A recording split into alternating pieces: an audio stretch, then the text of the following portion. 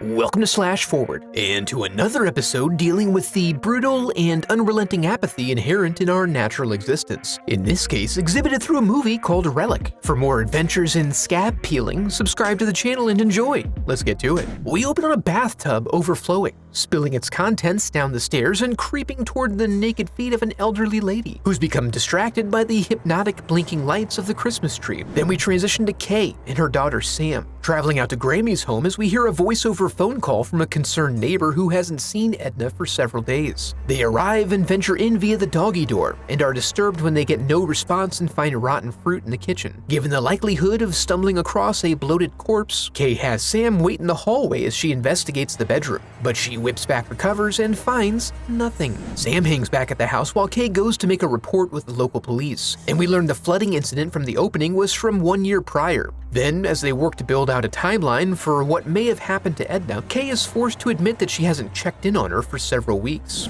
Meanwhile, Sam finds a closet with a lock on it and pushes her way in to grab some fresh linens. While in there, she's momentarily disturbed by some moving plastic, but this turns out to be nothing, just our minds playing games again. So they spend their time cleaning and keeping busy while in a state of utter confusion and helplessness. The next day, the search party commences, combing the nearby woods looking for Edna. This is capped off by another evening of cleaning and coping. While relaxing with a cigarette, Sam runs across their neighbor Jamie, patrolling the area and helping out however he can. We learn that he isn't allowed to be in Edna's house anymore, so he hasn't seen her for some time. And even though she's not there, and despite the offer of a couple of Lucy's, he's still reluctant to enter the house. As Sam and Kay mill about that evening, Sam makes note of the fact that it looks like there are new locks on every door of the house. Here, Kay admits that in her last contact with her, Edna thought that someone had been entering the house, leaving doors open, turning lights on, shifting her chair, but Kay had chalked this all up to her dementia and chose to do nothing about it. A bit later, Sam puts on Grammy's cardigan and finds a cryptic note in one of the pockets, advising herself not to follow it. Then there's a thump at the wall, which Kay explores elsewhere, resulting in a reciprocal thump.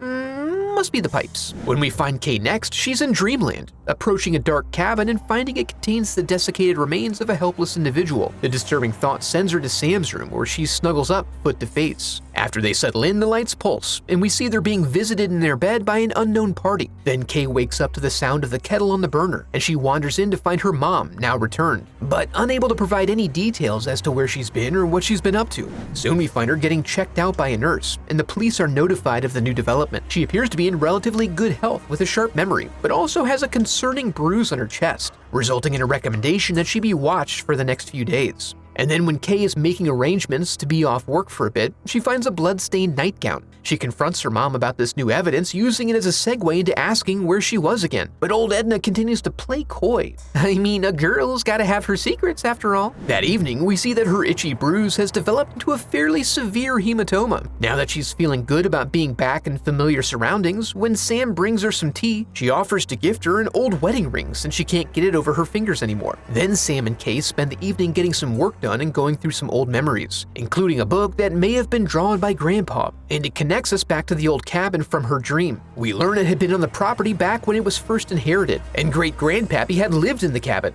up until the time he died, which is kind of how that works. He unfortunately wasn't found for quite a while. Based on this family history, Sam intends to tour a retirement home the next day, since Mom needs not just a place to stay, but constant supervision. That night, Kay finds herself unable to sleep, and hears movement coming from downstairs. She creeps down quietly and finds Mom in the foyer, whispering to someone. She's helped back to bed, where she treats this Will you be all right now?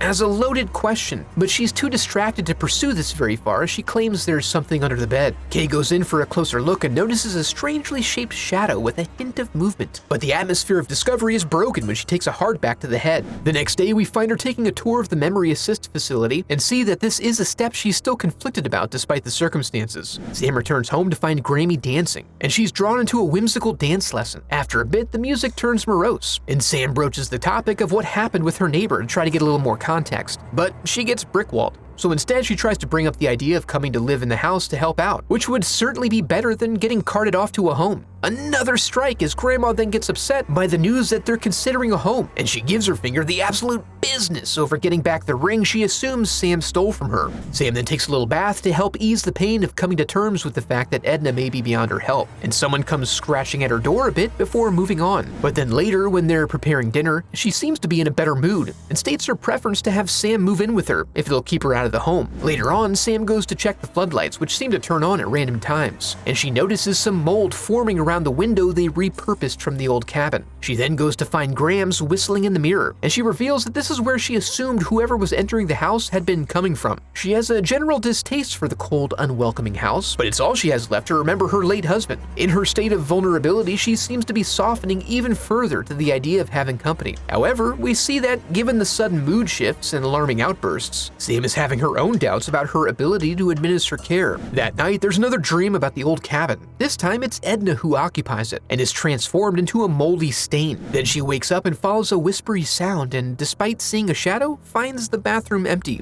Reaffirming Sam's fears, she finds Mamaw the next day mumbling to herself about suspicions she has regarding the girl's dark intentions for her. When she sees that Edna's bleeding, she tries to help her, but this only results in a fit, during which Grandma brandishes a knife.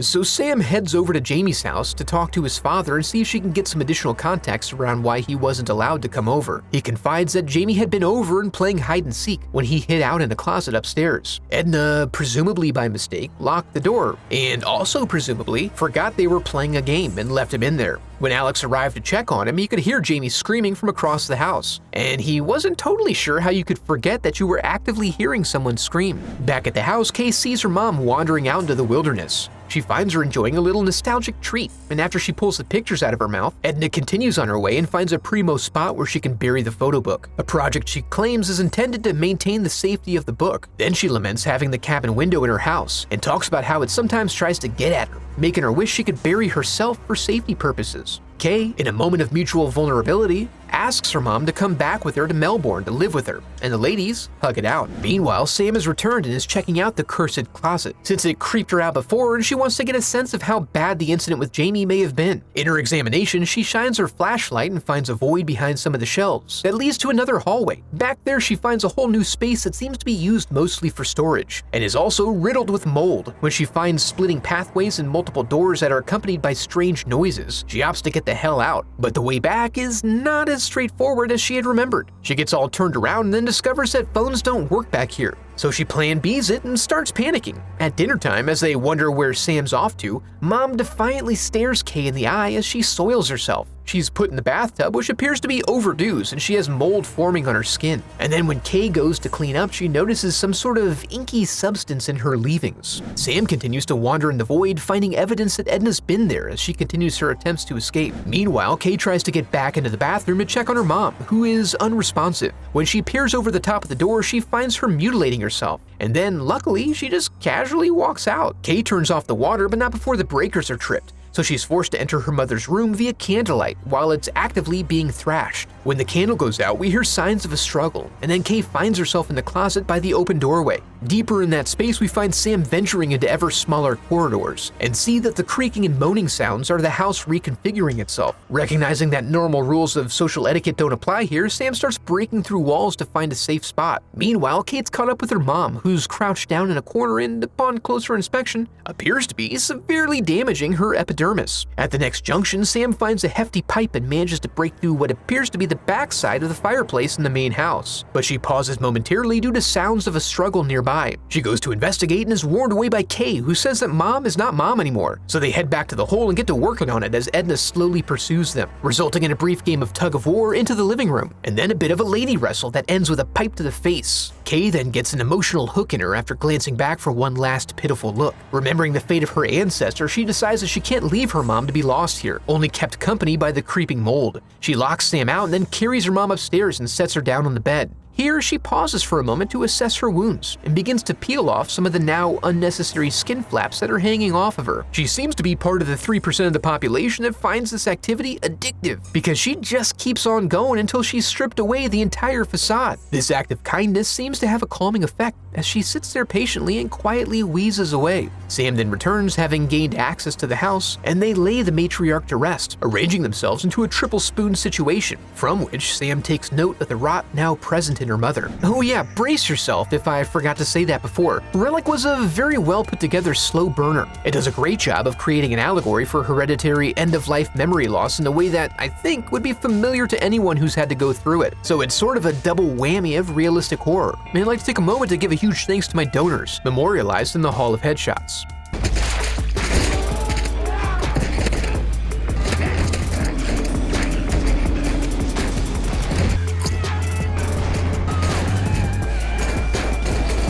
I have a website set up where you can support the channel through donations or merch. Any donation unlocks a growing collection of uncensored movie recaps. And if you enjoyed the video, I would love for you to become a part of the channel by subscribing. Thanks for watching.